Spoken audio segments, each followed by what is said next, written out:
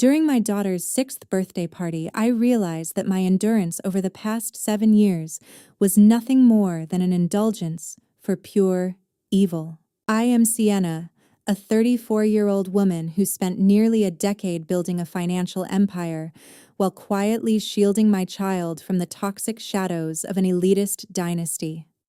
The salt air of Newport should have felt refreshing during this lavish celebration, yet I could only feel a suffocating isolation as my husband's relatives whispered behind their crystal flutes.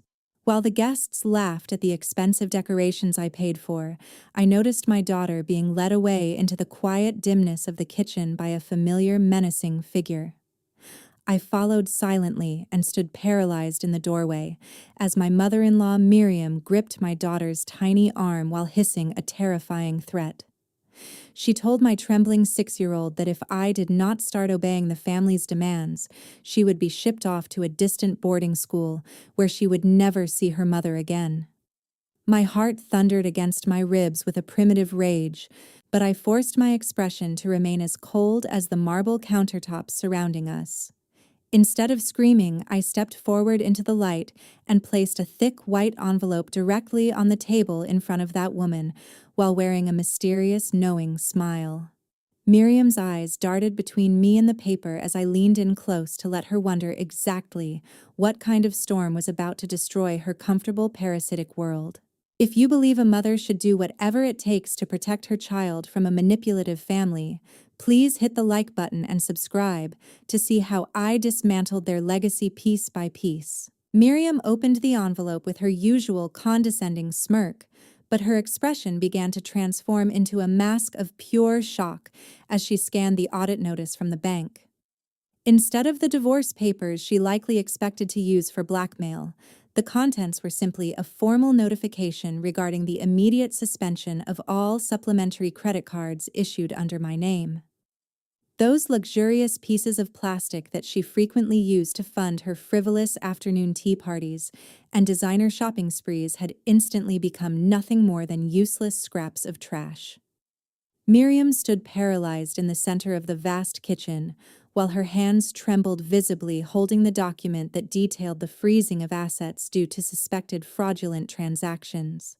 Her eyes shifted from disbelief to absolute fury when she realized that the fountain of wealth supporting her extravagant lifestyle had been cut off without any prior warning or discussion. Preston peered at the envelope from a distance with an unmistakable sense of dread, written across a face that usually tried so hard to look dignified. He moved closer to Miriam, but carefully avoided meeting my gaze, keeping his hands stuffed deep into his pockets to hide the frantic anxiety that was clearly beginning to take hold of him. My husband cleared his throat awkwardly before turning toward me with a look of disappointment, attempting to use his typical soothing tone to de-escalate a situation that was rapidly spiraling out of control. He demanded that I maintain the dignity of the Peterson family in front of the wealthy guests who were still finishing their expensive meals in the grand hall of the Newport villa. Preston described the decisive actions I had just taken as a cowardly form of revenge, targeted at my own relatives over what he considered to be minor and insignificant misunderstandings. I took a deliberate step forward to close the distance between myself and Miriam until I could see the panic hiding behind her thick layer of expensive makeup. I directly questioned her about the vile threat she had whispered to Piper regarding the possibility of separating a mother from her child in the darkness of this kitchen. My patience had completely evaporated after 7 years of silent endurance, and I was no longer interested in hearing any hollow justifications about discipline or the future of my daughter. I revealed to both of them that I had been secretly monitoring our financial accounts for months and knew exactly how Miriam had been draining Piper's trust fund. Instead of using those resources for the educational purposes we had agreed upon, she had squandered the entire amount at high-stakes tables in Atlantic City to cover her massive personal debts. Miriam tried to scream to drown out the harsh reality of her crimes, but the only sound that escaped her throat was a bitter, choked gasp of desperation.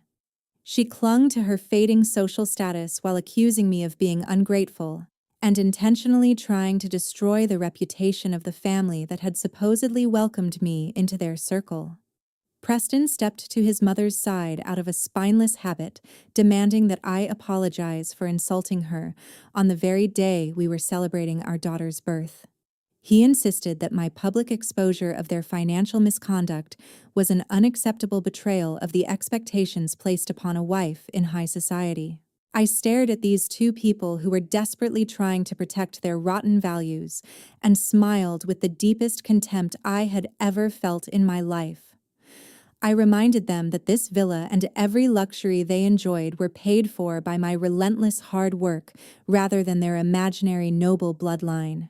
Freezing the accounts was only the opening move in a larger plan to reclaim justice for myself and secure a safe future for Piper away from their influence. You believe my money was the source of your insults, so let us see how noble you remain when you no longer have a single cent of it.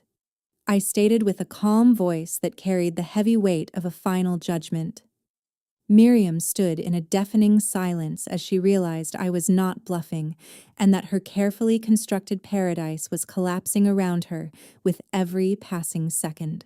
At 8 o'clock in the evening, as the final guests finally departed the estate, the silence surrounding the Newport villa suddenly became as suffocating as a tightening rope.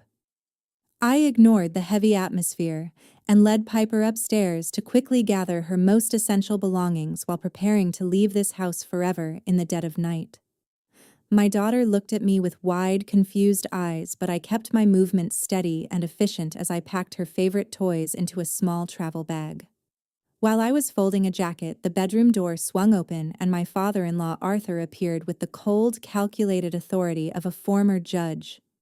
He stood tall in the doorway and adjusted his glasses before reminding me about the unspoken rules of the elite society we supposedly belonged to. Arthur spoke in a low, rhythmic tone about how a messy divorce would destroy my reputation and ultimately cost me any chance of keeping custody of my child. I did not flinch under his gaze or allow his legal threats to penetrate the iron wall of my resolve as I finished zipping the bag.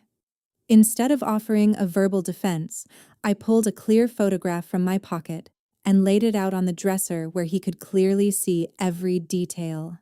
The image captured Arthur in a private meeting with a notorious real estate broker known for handling illegal offshore transactions for desperate politicians. His face turned a sickly shade of gray as he realized that his carefully maintained image of judicial integrity was now resting entirely in my hands. I told him that if he ever mentioned the word custody again, that photograph, along with 3 years of hidden financial records, would be delivered to the Judicial Conduct Committee by morning. The powerful man who had spent decades sentencing others was suddenly rendered speechless by the undeniable evidence of his own corruption. The conflict reached a boiling point when Preston barged into the room and admitted with a frustrated shout that he felt absolutely suffocated by my success. He paced back and forth while complaining that my high-profile career had turned him into nothing more than a secondary character in his own social circles. My husband accused me of using my wealth to belittle his contributions as an architect, even though I had been the one securing every major contract for his firm. It was a pathetic display of fragile masculinity that only served to confirm every reason why I needed to escape this toxic marriage immediately. I reached into my purse and threw the key fob for his luxury car onto the carpet with a sharp metallic click that echoed through the quiet room. I informed him that the Tesla he drove every day had already been reported for repossession due to a direct violation of the company lease agreement I had signed. Preston stared at the keys on the floor like they were a poisonous snake, while the realization of his sudden lack of transportation began to sink in. I took Piper's hand and walked past him without a second glance, feeling a strange sense of lightness as we moved toward the grand staircase. For the first time in 7 long years of living as a trophy wife in this Newport prison, I felt the electric spark of genuine freedom coursing through my veins. We exited the front doors and headed toward the car I had parked near the gates, leaving the shadows of the Peterson family behind us forever. You say you are suffocating because of my money, Preston. Then you should start practicing how to breathe, using your own labor from now on, I said, as the engine roared to life and we drove away into the dark, misty night. At 11 o'clock at night, the sound of truck tires grinding on the gravel path in front of the villa signaled that the plan I had prepared for 6 months had finally begun. I stepped out of my car with my best friend and lawyer Kendall, while a professional logistics team followed closely behind us with several large moving crates. We entered the house without knocking because the legal ownership of the property remained firmly in my name, despite the years of family living there. Kendall held a stack of certified documents ready to be presented if any member of the Peterson family attempted to interfere with our operations. I led the team directly into the main gallery to begin the process of reclaiming the high-value assets that I had personally purchased over the years. We carefully removed the expensive artworks from the walls and packed the heirloom jewelry collection that I had once spent a fortune to redeem for Miriam after her gambling debt spiraled out of control. This massive removal of items was not an act of petty theft, but a calculated move to reclaim justice for the capital I had poured into this hollow mansion. Every piece of furniture and every decorative antique was documented as my personal property, according to the strict prenuptial and investment agreements we had signed. Miriam and Preston stood by the grand staircase watching in total silence because Kendall had already handed them the legal injunctions that prevented any interference. Their faces were pale under the dim hallway lights as they watched their world of borrowed luxury being dismantled piece by the moving crew. Miriam clutched her silk robe tightly while Preston stared at the empty spaces on the walls where his status symbols used to hang with pride. They looked like strangers in their own home while realizing that the life they had built on my bank account was officially reaching its expiration date. I walked over to Preston and demanded the keys to his design office because the entire building served as a corporate headquarters owned by my holding company. He hesitated for a moment while glancing at Arthur for support, but my husband eventually surrendered the heavy keychain with a trembling hand as he realized the extent of his professional collapse. Without that office and the equipment inside his architectural firm was nothing more than a name without a foundation or a place to function. I watched him sink into a nearby chair while the logistical team finished loading the first truck with the items that defined my years of financial contribution.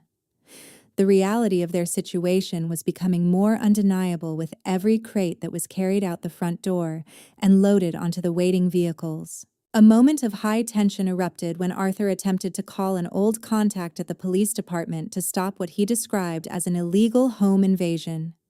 He spoke into the phone with a desperate authority, but his expression suddenly shifted from arrogance to pure terror as the person on the other end gave him an unexpected update.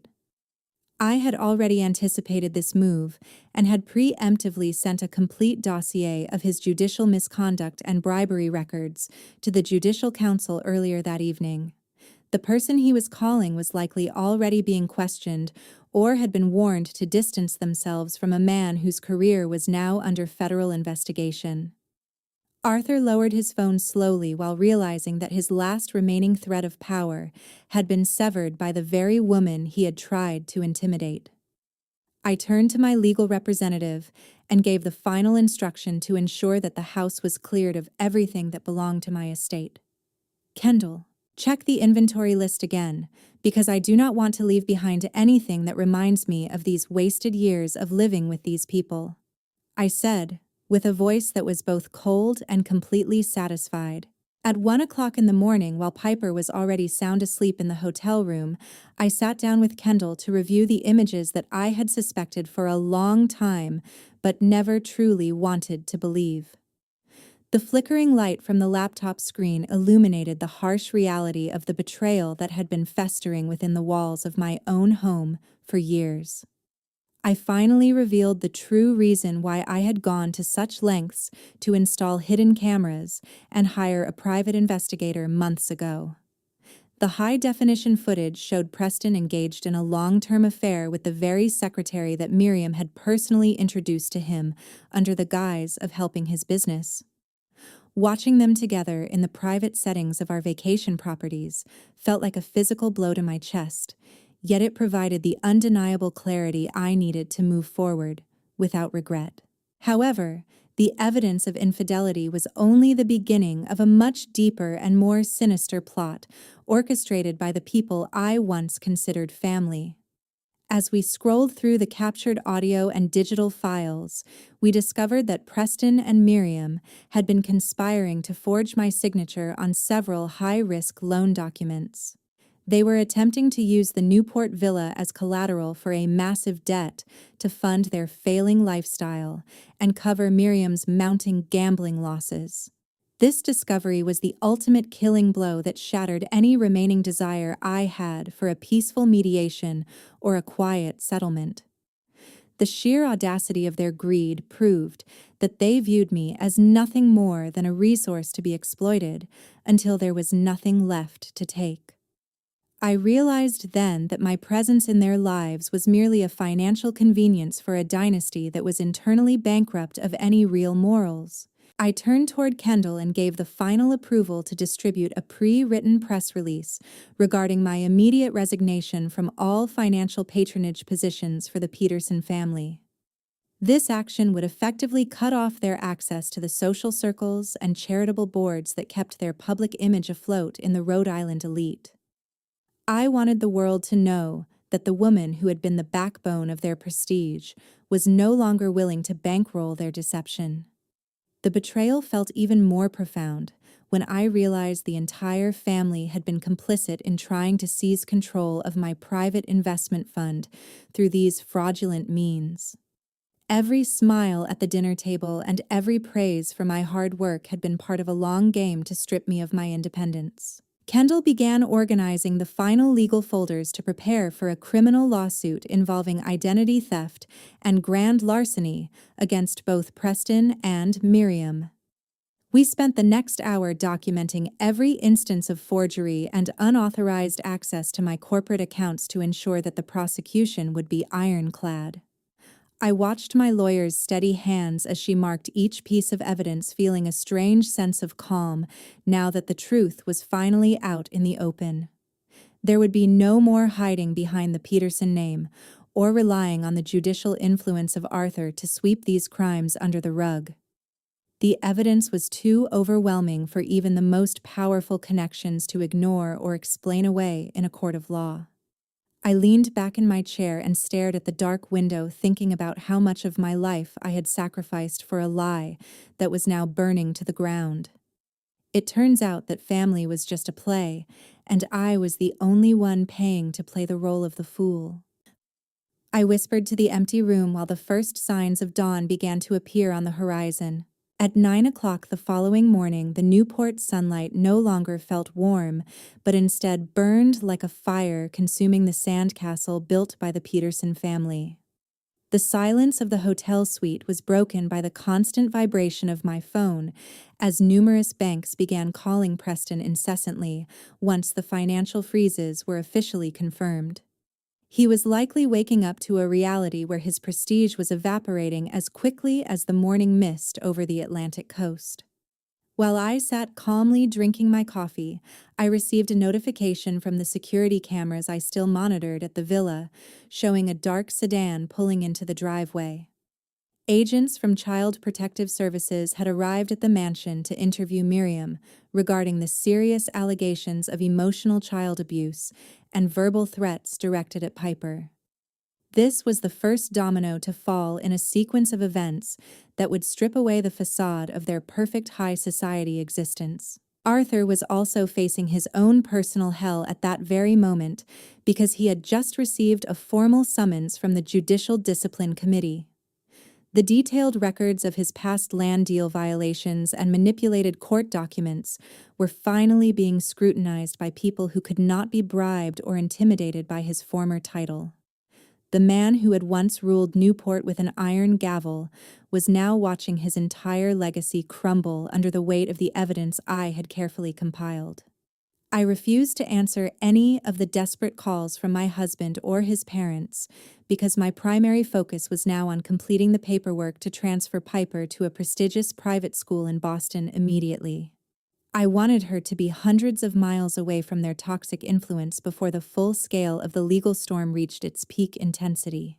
Preston soon discovered that his architectural partners were turning their backs on him because they realized his current projects were nothing more than empty shells without my personal financial guarantees.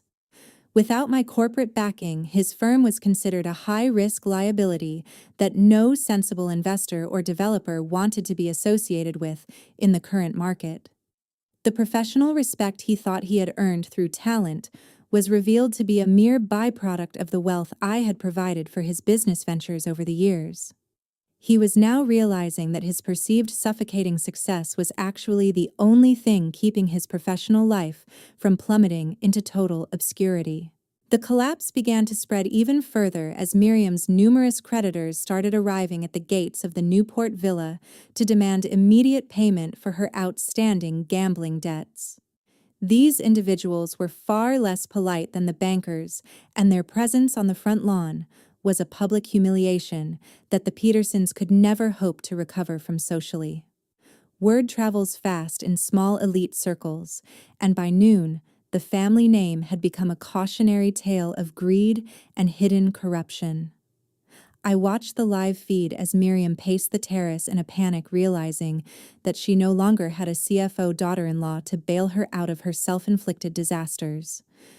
Every desperate move they made only served to accelerate their downfall, because they had spent decades burning bridges with everyone who might have offered them a helping hand.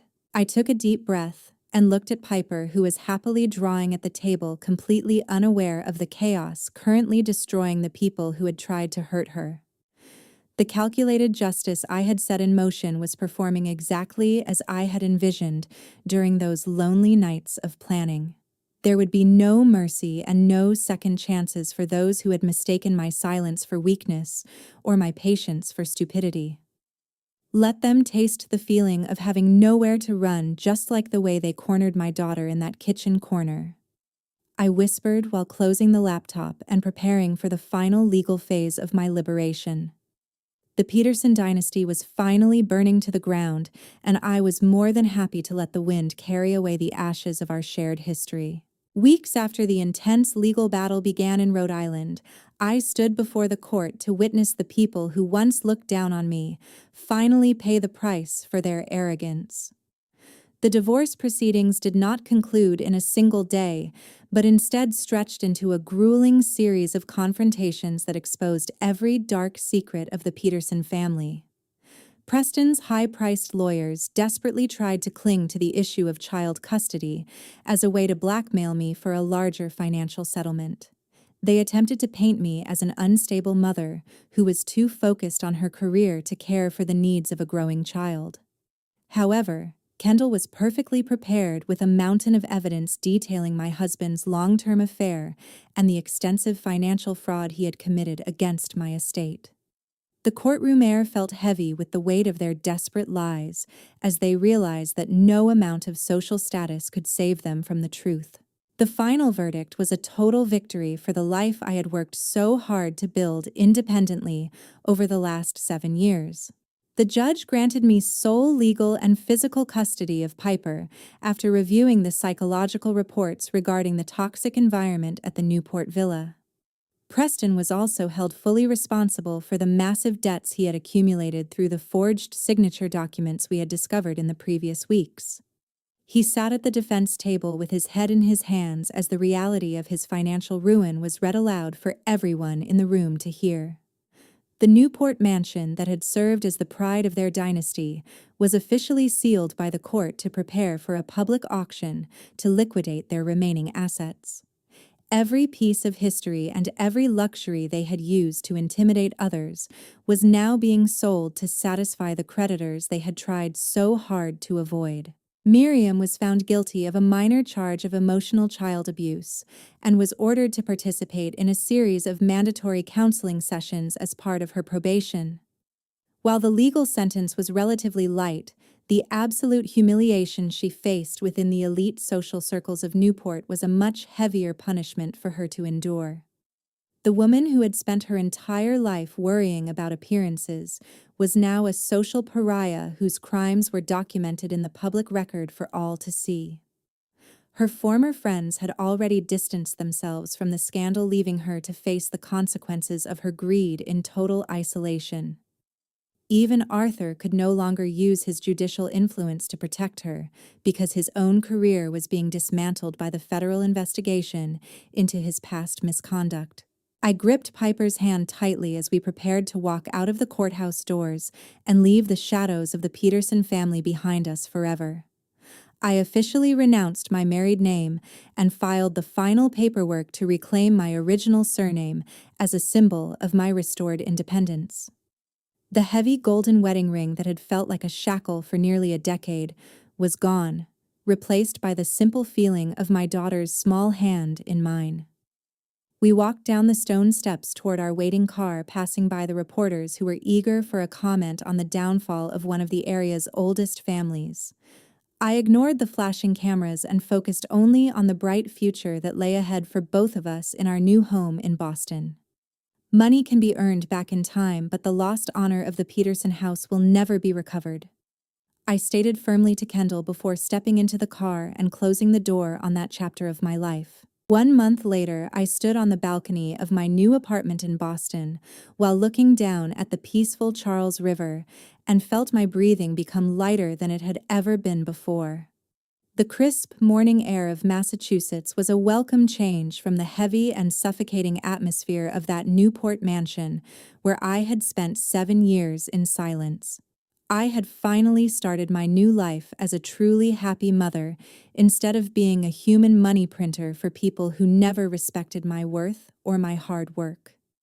Piper had started smiling much more frequently lately as she actively participated in her new drawing classes and no longer jumped in fear whenever she heard a loud noise or a shouting voice. Watching her small hands carefully move a crayon across a piece of paper brought a level of satisfaction to my soul that no business contract or financial victory could ever match. The news regarding the Peterson family continued to reach me through Kendall, though their suffering no longer brought me any joy or even a sense of spiteful triumph. Preston had been forced to sell every single one of his personal luxury items to settle a fraction of the massive debts he owed to the creditors and the bank. He was currently working as a freelance design assistant for a small firm where he earned a minimum wage that barely covered his basic living expenses in a cramped studio. Miriam was living in a tiny rented apartment on the outskirts of the city, while being completely shunned by the elite social community that she had once obsessed over so intensely. The people who used to attend her lavish parties now crossed the street to avoid her because they did not want to be associated with her legal scandals or her family's public disgrace. I realized during these quiet morning moments that the greatest lesson I learned was not about the sweetness of revenge or the power of financial retaliation. The true strength of a woman lies in knowing exactly when to stop enduring and how to effectively protect her own self-worth from those who seek to diminish it. I had spent years thinking that my patience was a virtue, but in reality, I was just providing a platform for toxic people to continue their cycle of emotional and financial abuse. By choosing to walk away and taking Piper with me, I had reclaimed the dignity that no amount of Newport prestige could ever buy back for the Peterson dynasty. We were no longer defined by a famous surname or a corrupt judicial legacy, but by the simple and honest life we were now building together from the ground up. The story of my past was finally closed, and the blank pages of our future were waiting to be filled with genuine laughter and unconditional love. As the sun rose higher over the Boston skyline, I took Piper's hand and began the walk to her school, while leaving the darkness of Newport behind us forever. Happiness is never built on a foundation of blind endurance or the constant sacrifice of your own mental health for the sake of others' convenience. When you continue to give too much of yourself without establishing firm boundaries, you are essentially teaching those around you how to trample over your feelings and your rights. Financial independence is undeniably an important tool for survival, but the inner courage to walk away from toxic relationships is the true source of power for any woman. Do not be afraid of the ending of a chapter because sometimes a complete destruction of your current world is the only door that leads to a beautiful new dawn. Your value is not determined by how much you can provide for others, but by how much respect you demand for yourself in every room you enter. Thank you so much for listening until the very final minute of this dramatic journey. If you were in Sienna's position, would you have the patience and the discipline to prepare everything in secret for 6 months, like she did?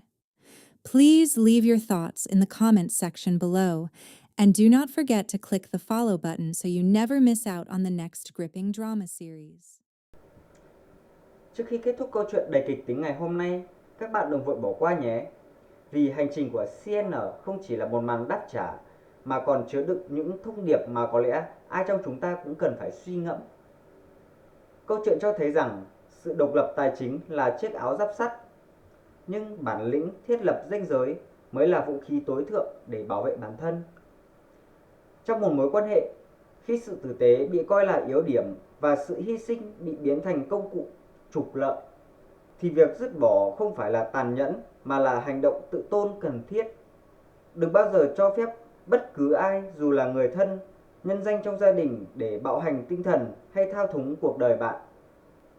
Một kết thúc đau đớn vẫn tốt hơn nỗi đau kéo dài không điểm dừng. Nếu đặt mình vào hoàn cảnh của Sienna, liệu bạn có đủ kiên nhẫn để âm thầm chuẩn bị một kế hoạch chặt chẽ suốt nhiều tháng trời như vậy không? Hay bạn sẽ chọn một cách giải quyết khác? Hãy để lại bình luận ở phía dưới để chúng ta thảo luận nhé.